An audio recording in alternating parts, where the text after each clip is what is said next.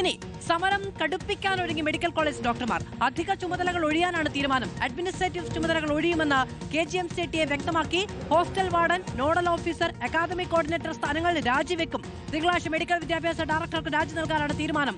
നിയമോപദേശം കിട്ടിയിട്ടും ധനകാര്യ വകുപ്പ് അന്തിമ തീരുമാനം എടുത്തില്ല എന്നും ആരോപണം.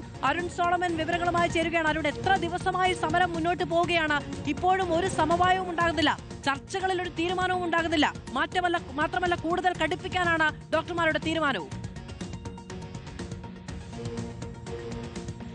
മാധു, ഇന്നലെ ധനമന്ത്രിയുടെ നേതൃത്വത്തിൽ ഒരു ചർച്ച സംഘടിപ്പിച്ചിരുന്നു. പക്ഷേ ആ ചർച്ച നടക്കുന്നതുമായി ബന്ധപ്പെട്ട് യാതൊരു വിവരവും ഡോക്ടർമാരെ അറിയിച്ചിരുന്നില്ല. ചർച്ച നടന്നതുമില്ല എന്നുള്ളതാണ് ഒരു വസ്തുത.